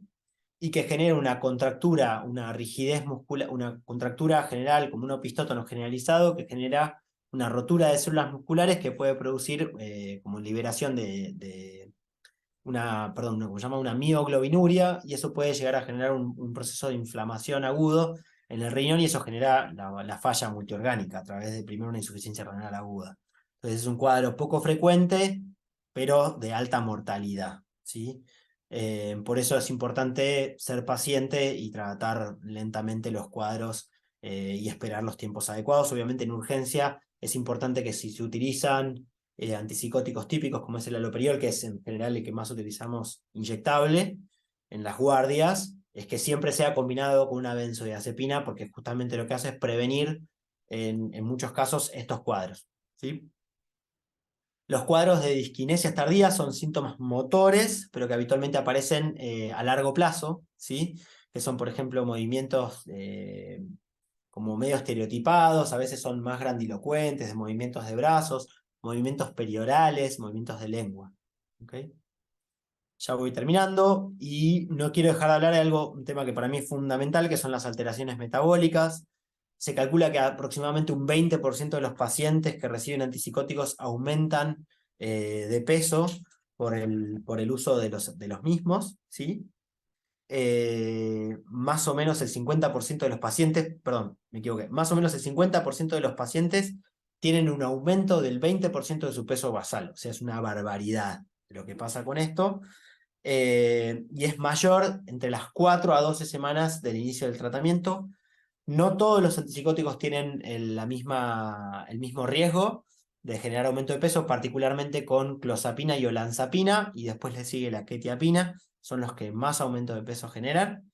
Generalmente los antipsicóticos que tengan más características típicas, como la risperidona, tienen menos riesgo de aumento de peso. También el haloperidol tiene menos riesgo de aumento de peso, ¿sí? Para que sepan también algo importante, el riesgo de aumentar de peso es mayor a medida que los pacientes son más jóvenes, o sea que si hay tratamiento de antipsicóticos en niños, tienen mayores probabilidades de generar aumento de peso. Y a su vez, con todo esto lo que significa, aparece habitualmente la resistencia a la insulina y el diagnóstico de diabetes. ¿Ok? Por ende, todo lo que asocia a esto, la enfermedad cardiovascular y, por lo tanto, a la larga, el aumento del riesgo digamos, de muerte prematura en este tipo de personas. ¿Ok? Si sumamos a ello también que en algunos pacientes pueden tener un excesivo bloqueo dopaminérgico en la pituitaria, digamos, pueden tener una hiperprolactinemia y esto a su vez favorecer el aumento de peso. Otros efectos adversos frecuentes, bueno, como les nombré en su momento de la clozapina, es la agranulocitosis, ¿no? Y el descenso de las células, los glóbulos blancos en los pacientes que reciben clozapina, que si bien no es la única que lo genera, en algunas otras medicaciones, como por ejemplo la olanzapina, también produce a veces discrasias sanguíneas o alteraciones en los glóbulos blancos. He visto cuadros de granulocitosis con olanzapina, o sea que también lo puede llegar a aparecer, aunque el efecto de la clozapina es más frecuente y es independiente de la dosis, ¿sí? O sea que hay veces que pacientes que tienen muy poca clozapina tienen que seguir igual con los monitoreos mensuales de hemogramas para ver el nivel de glóbulos blancos, ¿sí? Efectos cardiovasculares, muchas de estas medicaciones producen prolongación del QT, sobre todo si ven pacientes como por ejemplo el paciente que comentaba la compañera que tiene 2 antipsicóticos, sobre todo el aripiprazol, muchas veces produce prolongación del QTc, entonces hay que ver si pueden haber trastornos de arritmias en pacientes con tratamientos con antipsicóticos y si tienen más de uno particularmente. Trastornos genitourinarios también pueblan la consulta en cuanto a que muchas veces producen impotencia, eyaculación retrógrada y a veces alteraciones en la micción, ¿sí? Y otro tipo de trastornos de efectos adversos, como por ejemplo los gastrointestinales, que el más frecuente les diría que es la constipación, ¿sí? También en algunos raros casos la clozapina se ha asociado a aumento en la sintomatología de rituales e ideas de tipo obsesivo, generando cuadros símil TOC, ¿no? Trastorno obsesivo compulsivo. ¿Sí? Bien. Tenía un casito clínico, pero me parece que lo voy a dejar lo vamos a dejar para otro día, o se los puedo pasar para escucharlos a ustedes si tienen alguna consulta, que nos quedan 15 minutitos o un poco menos para contestar alguna duda que hayan tenido a lo largo de la charla. Eh, y bueno, agradecerles la atención y la paciencia. Así que los escucho si alguno quiere nombrar algo más o alguna duda que les haya quedado de lo que estábamos charlando.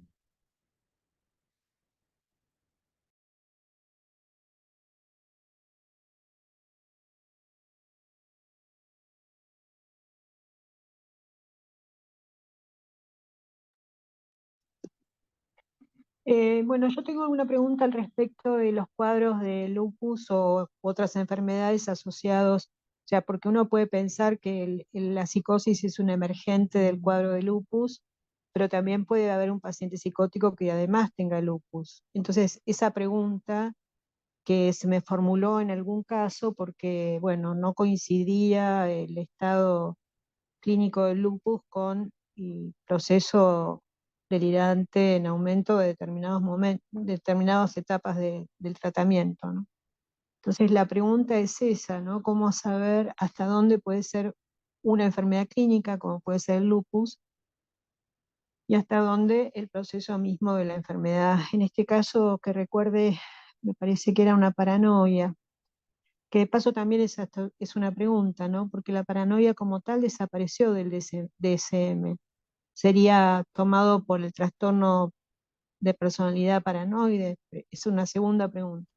No, o el trastorno delirante también. O sea, el Ah, trastorno delirante sí está descrito y puede ser, aunque es más infrecuente.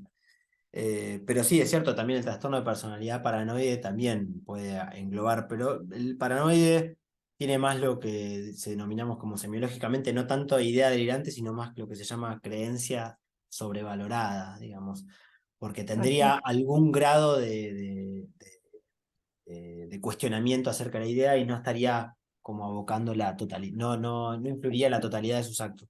Igual volviendo ujú, a lo que comentabas, es cierto, hay veces que es muy difícil poder determinar cuál es el origen o sea, si es de base una enfermedad esquizofrénica o si es un cuadro de lupus. Digo, a mí me parece en general que muchas veces, o sea, el neurolupus es muy difícil de determinar el momento del comienzo y hay incluso ocasiones en las cuales por ahí no hay patrones imagenológicos que den cuenta de un proceso inflamatorio cerebral en el contexto de un lupus.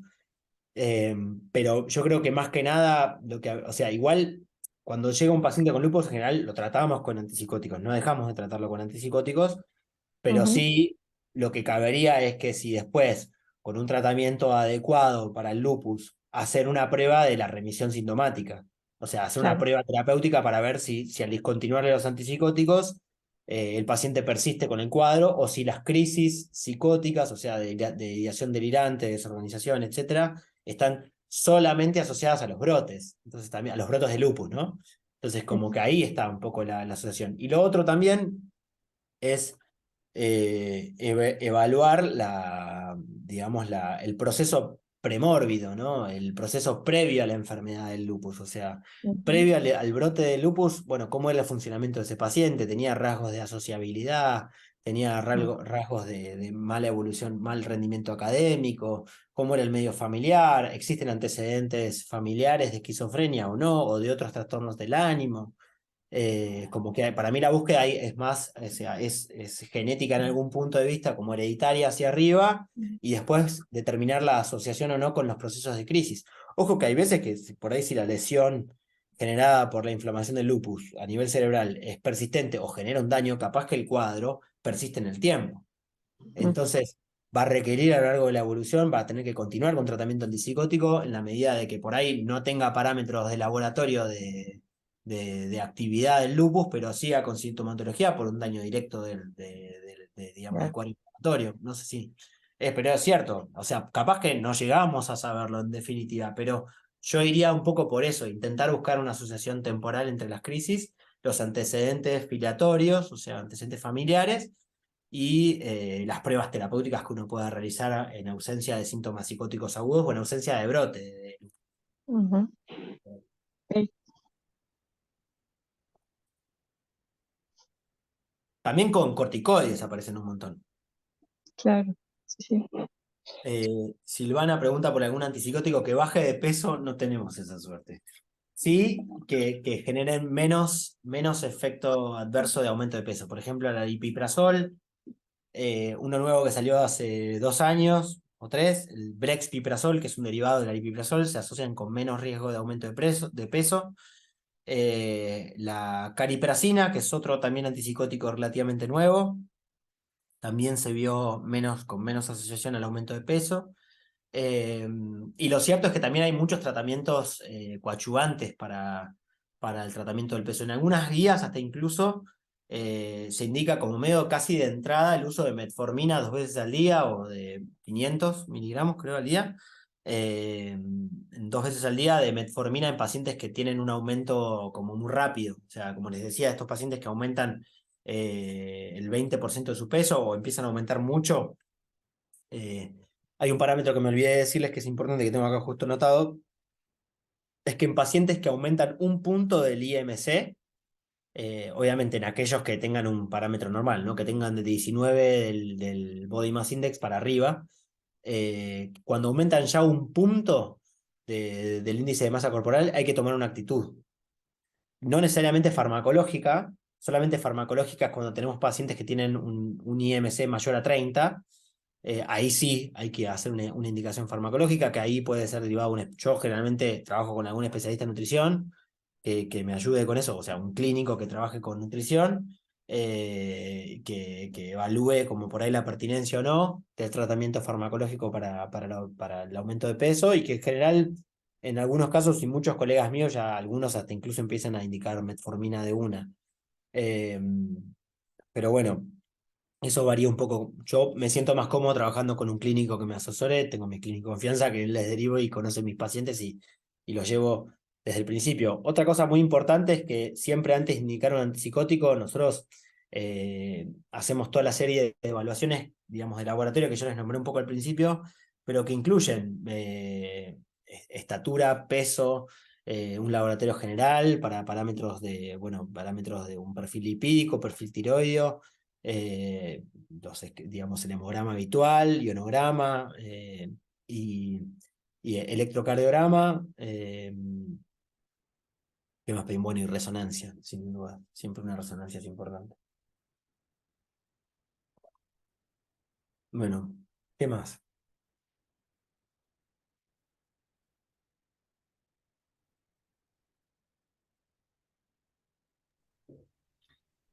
Yo te quisiera preguntar algo, pero que no es específico de la charla que tuvimos, no es esquizofrenia, Sí. sino una duda que tengo con una paciente de 30 y pico de años, 39 años, con 3 hijos, eh, que cuando viene me era difícil distinguir si era una psicosis, pero ella insistía que tenía el cuadro de déficit de atención, porque uno de sus hijos tiene ese síndrome. Bueno, yo empecé a darle risperidona, no lo rechazó y accedí a darle Ritalina. Y funcionó, con lo cual el tema de la psicosis me quedó medio ahí dando vueltas. Como 3, 4 años viene tomando Ritalina, donde se puede enfocar, pudo empezar a trabajar, pudo ordenarse, dejar de perder cosas, pero últimamente por situaciones, realmente tiene una familia muy disfuncional, no está en pareja, tiene 3 hijos, una madre que más que madre no sé qué es, pero no puede ayudarla en nada, vive precariamente, puede trabajar, está estudiando arte, dibuja muy bien, pero bueno, últimamente empieza a manifestar una sensación que no puede describir bien, pero es como un vacío, yo detecto una angustia muy masiva, y tristeza. Ujú. Mi pregunta es si puedo incorporar un antipsicótico, porque me parece que esa angustia no es una angustia neurótica, o es muy, muy intensa, o debo suspender la Ritalina. No sé, por ahí es un caso medio complejo, no sé si me Sí, podés pero orientar. lindo, lindo, muy interesante. Gracias, Mónica. Mirá, en principio, o sea, un tratamiento con metilfenidato para un paciente psicótico o con esquizofrenia estaría absolutamente contraindicado, Sí, porque fisiopatológicamente hablando de lo que charlábamos, es una hiperdopaminergia lo que ocurre en la esquizofrenia y en la fisiopatología del ADD es al contrario, es la hipodopaminergia, sí, la corteza prefrontal. Entonces, y lo que genera, y lo particularmente que tenés con esta paciente es que tuvo una respuesta magnífica al metilfenidato. sí. A mí también bueno, todos estamos atravesando esta moda o no, no sabemos, del ADD, que está complicada, digamos, porque, digamos, que, bueno, es impresionante el nivel de consulta que estamos recibiendo con respecto al ADD, que está buenísimo igual, porque seguramente muchos pacientes se van a ver beneficiados. Va a haber otros que vamos a prender fuego, por ahí eran pacientes con esquizofrenia que se prenden fuego con los estimulantes, Ujú. ¿sí? Me pasó de ver un par. De primeros brotes esquizofrénicos, o sea, en chicos jóvenes que tenían mucho, andaban muy mal en la escuela y de repente les dieron metilfenidato y se brotaron. ¿Sí? Ajá. Me parece que en este caso tu paciente dudo acerca del diagnóstico de esquizofrenia porque si no, yo creo que muy probablemente tendría una muy mala respuesta al metilfenidato y eso la podría haber puesto mucho más sintomática, con síntomas positivos inclusive. Eh, por lo tanto, hay veces que también la depresión, bueno, como te decía, la depresión frecuentemente está asociada, es más frecuente, se presenta más frecuentemente en las personas de una manera en la que no hay texto que acompañe, no hay letra que acompaña un proceso depresivo en la mayoría de los casos. De hecho, uno de los síntomas frecuentes es las dificultades para poner en palabras la propia experimentación digamos, emocional en muchas personas, Ujú. y más si son de medios socioeconómicos bajos, particularmente.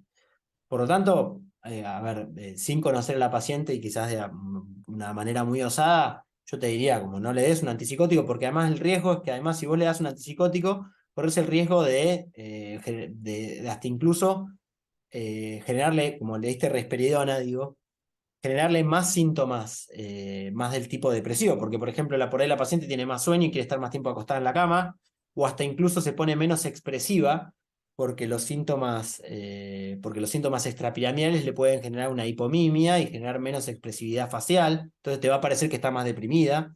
Me pasó en pacientes que les daban, que un paciente particular que tenía una chica joven que tenía con frecuencias vomitaba un montón, parecía una bulimia, etcétera. Y la idea del vómito era como medio delirante, ¿no? Como que no quería, en realidad evitaba una cosa muy rara del por qué no vomitaba, etcétera. Y la chica empezó a recibir risperidona. Y lo loco de esto es que si vos le das mucha risperidona a un paciente, te va a parecer que es un paciente que está cada vez más loco, porque empieza a estar con la presentación habitual de un paciente, por ejemplo, con esquizofrenia, que es que se mueve con lentitud, tiene menos expresividad facial, hasta incluso por ahí saliva un poco, tiene está más enlentecido psíquicamente, por ahí pierde su capacidad de aseo, ¿no? Entonces es como que yo me animaría, hasta incluso no hay evidencia que contraindique, por ejemplo, en pacientes con ADD el uso de antidepresivos, eh, o sea que podrías utilizar un antidepresivo tranquilamente, y de hecho, como yo me quedaría tranquilo con que, o sea, más excitada de lo que podría estar con el metilfenidato, no, Sí, es difícil que esté con un no. antidepresivo. Pero un ¿Sí? antidepresivo sí puedo, e incluso yo en un momento le di clonazepam y cuando está en esos estados de esto que no puede expresar, toma y se calma. O sea, podría pensar en una depresión ansiosa. pero está bien. Yo estaba con muchas dudas de qué hacer. Sí. No, es que es difícil. Está bueno. Bueno, me quedaron un montón de cosas, pero yo pensé que iba a tener más tiempo y al final nada. Pero bueno, Pero muchísimas gracias. me encantó escucharlos y les agradezco un montón el interés y las preguntas. La verdad que hicieron que pasemos un momento, por lo menos para mí, más ameno. Gracias, Les dejó ahí, Nicolás, o el equipo de En Patagonia les dejó mi mail, así que cualquier duda o consulta me pueden escribir, no tengo ningún problema.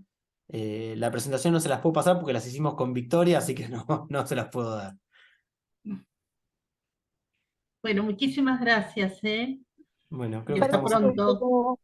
pero las clases a mí me están llegando a través de este sistema de Ah, porque ese es Empatagonia. sincrónico también, ¿no?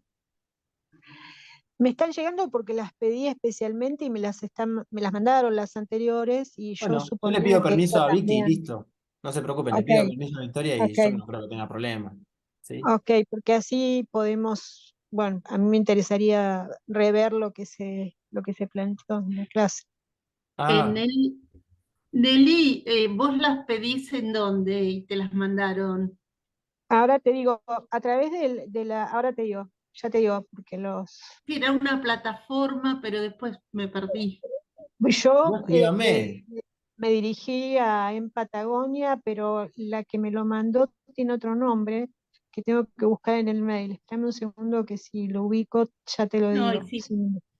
Bueno, si quieren, Hola, déjame. buenas tardes. está Nicolás. Les explico un segundo. Las clases se suben entre lunes y martes de pasado la clase a la plataforma educativa que tenemos, que todos ustedes tienen el acceso.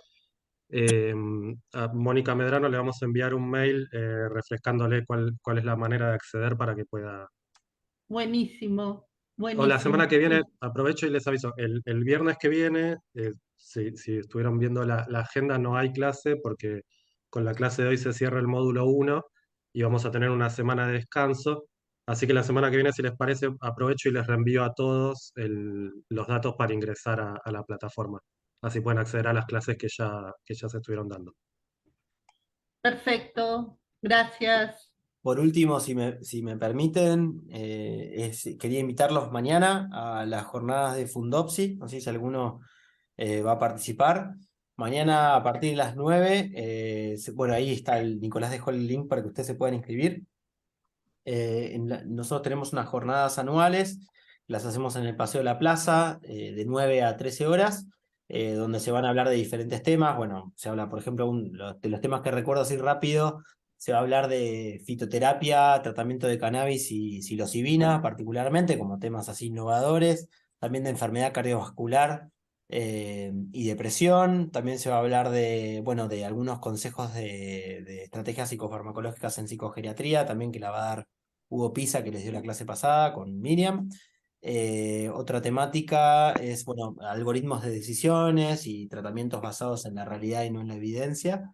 Eh, y por último, alguna actualización al respecto de psicofarmacología en infanto-juvenil, sobre todo con respecto a los antidepresivos en pacientes infanto-juveniles, ¿sí?